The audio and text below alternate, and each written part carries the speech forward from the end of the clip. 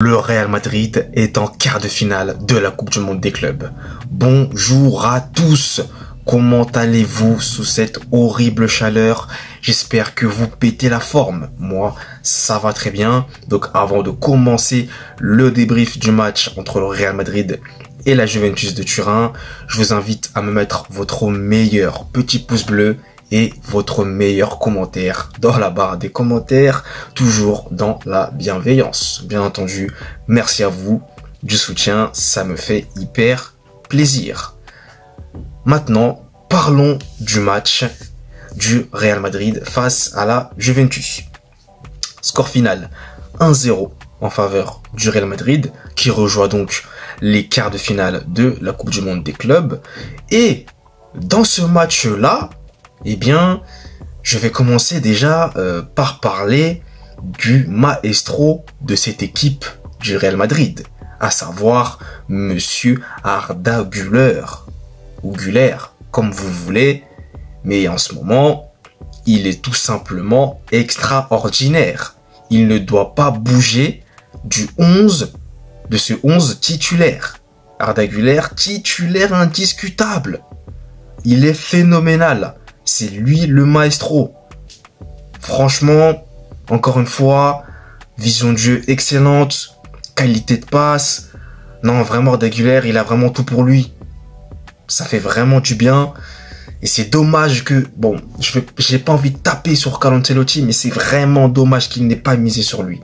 Parce que on ne saura jamais ce que ça aurait été s'il aurait mis sur Arda Güler. Avec Messi, vous le savez, on peut refaire le monde. Mais voilà. Xabi Alonso, lui, il a vu le potentiel du joueur et maintenant il le met quasiment titulaire à chaque match. Et on voit ce qu'il produit. Donc je suis très content pour lui. Federico Valverde également, il a été très bon. Encore une fois, lui aussi, les efforts de l'ombre, le joueur de l'ombre dont on parle pas souvent, mais qu'est-ce qu'il est précieux.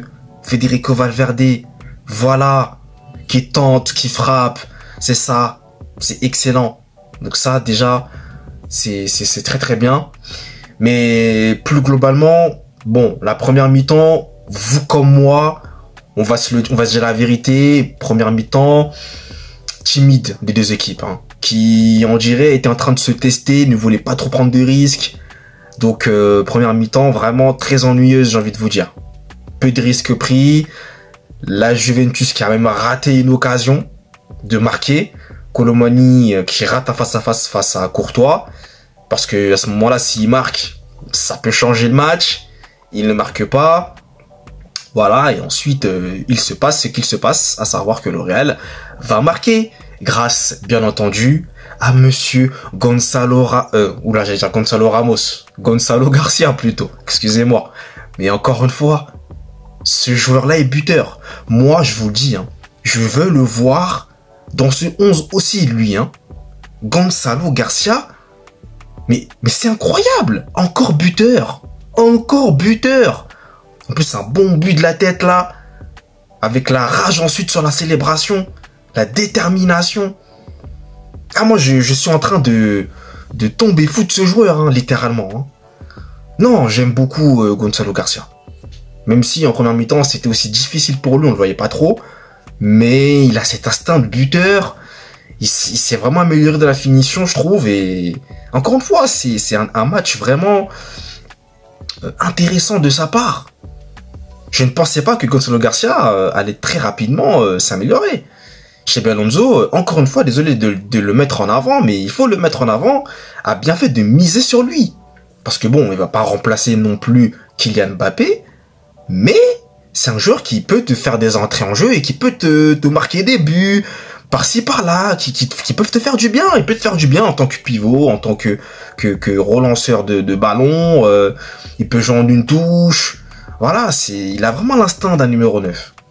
Et j'aime bien ça chez lui. J'aime bien Gonzalo Garcia, j'aime beaucoup. Franck Garcia aussi, hein. Voilà, Franck Garcia également. Franck Garcia, on est sur 2 matchs de suite là. Très très haut niveau de sa part. Hein. Du très très haut niveau, Franck Garcia. Ah, moi, vous savez, quand c'est pas bon, je le dis. Quand c'est bon, je le dis. Et là, Franck Garcia, encore une fois, au niveau de la vitesse, ça on savait, mais maintenant il commence à être très intéressant même dans les centres, dans les remises en 1-2. Franck Garcia, j'aime bien hein, ce que je vois. Hein. Ça me plaît bien tout ça. Ça me plaît bien. Ça me plaît bien. Donc, encore une fois, hein, Thibaut Courtois, il a sorti un excellent match. Rudiger, c'est dur. Hein. Rudiger, c'est dur. Par contre, son compatriote juste à côté de lui, Højsen, lui, de toute façon, la sérénité, moi je vous l'ai dit, lui, c'est l'un de mes chouchous maintenant, Højsen, c'est la sérénité balle au pied. On dirait qu'il a de l'expérience déjà, alors qu'il a à peine 20 ans. Enfin, ça fait vraiment du bien d'avoir un défenseur comme ça qui est serein balle au pied. Ça fait du bien. Sinon, le gardien aussi de la Juventus, là, dit Gregorio, il a été excellent, lui, hein. Faut quand même le dire aussi, hein. Il a été excellent. Je crois qu'il a fait énormément de parades, hein, dans ce match, hein. C'était vraiment le gardien dans Olivier Tom, hein. Il était partout. Il était partout. Incroyable, dit Gregorio. Vraiment, gros match de sa part. Gros match. Donc voilà. Comme je vous le disais, première mi-temps, assez ennuyeuse. Les équipes prenaient pas trop de risques. Elles étaient un peu timides. Et ensuite, en deuxième mi-temps, le Real a totalement repris l'ascendant et a dominé. Hein. Ça a dominé. Ça a vraiment dominé. Ça a laissé pas respirer la Juventus, qui n'a pas eu énormément d'opportunités en deuxième mi-temps. Le Real a été très solide défensivement et ça c'est très bien. Ça c'est très bien d'être solidement, défensivement plutôt solide. Ça c'est bon pour la suite. Encore une fois, il y a encore des choses à améliorer. Tout n'est pas encore bon, mais les automatismes vont se trouver au fur et à mesure. Mais j'ai en tout cas bien apprécié la solidité défensive du Real, en tout cas. Sur ce match-là, hein, parce qu'on menait que 1-0, et moi vous me connaissez, j'aime bien qu'on aille tuer le match à chaque fois. J'aime pas rester à 1-0 par peur que l'équipe adverse tout simplement revienne à un partout. Ça pouvait être le cas, mais le Real n'a pas cédé, la muraille a été solide et ça c'est bien. Aurélien Tchouaméni aussi, parce que ne vous inquiétez pas, je l'ai pas l'oublier lui. Aurélien Tchouaméni, mais il revient en patron.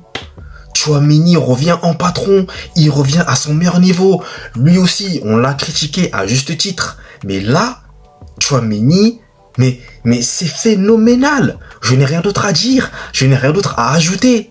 Il est excellent. Tchouaméni est impressionnant. Il est revenu à son meilleur niveau. Tout lié, vraiment. Jouer devant la défense, non, il est excellent. Rien à dire, monsieur. Top performance de Tchouaméni. Vous avez aussi Bellingham, bien entendu, les efforts, voilà, les récupérations de balles, toujours importantes. Vinicius, par contre, je dirais, je suis un peu mitigé, parce que il y a des choses qu'il a ratées, mais il y a d'autres choses qu'il a réussi. Après, lui, ce qui était un peu problématique, c'est que à la dernière passe, je trouvais qu'il était un peu en retard pour donner la dernière passe. C'était juste ça. Je trouvais qu'il était dommage. Mais en deuxième mi-temps, c'était quand même un peu mieux qu'en première mi-temps où c'était quand même bien plus compliqué pour lui aussi. Voilà, hein, après Mbappé est rentré en jeu. Mbappé, son entrée n'a pas été spécialement, n'a pas apporté hein, spécialement. J'ai pas trop été fan de son entrée.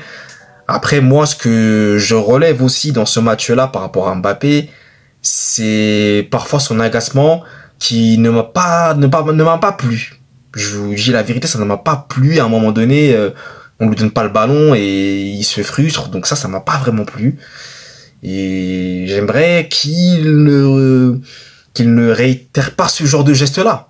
Parce que je trouve que c'est pas top de le faire, tout simplement. Et voilà, je sais pas, j'ai pas trop apprécié ça.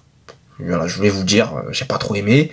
Après, ma déception dans ce match, et je pense clôturer là-dessus, hein, c'est Alexander-Arnold. Ça manque encore, j'attends encore plus. Bon, faut le laisser, s'adapter. Mais pour l'instant, là, à l'heure actuelle, je reste sur ma faim avec Arnold. J'attends de voir plus. Parce que pour l'instant, je suis assez déçu. Prend pas assez de risques, se projette pas assez vers l'avant, ne casse pas des lignes avec des passes qu'il est capable de faire. On connaît son niveau, on sait ce qu'il est capable de faire. Donc je reste sur ma faim pour l'instant avec Alexander-Arnold, mais j'attends de voir sur la suite. J'attends de voir, tout simplement. Et peut-être qu'il va se reprendre sur le prochain match, qui sait, on sait pas. Donc voilà, je pense que j'ai tout dit, hein. Ça fait plaisir, en tout cas le Real qui s'impose. et donc qui file en quart de finale. Voilà. Donc merci à vous d'avoir suivi le débrief qui va durer maintenant 10 minutes, hein, et puis n'hésitez pas à me dire en commentaire vous ce que vous en avez pensé. Allez, peace du match, hein, bien sûr.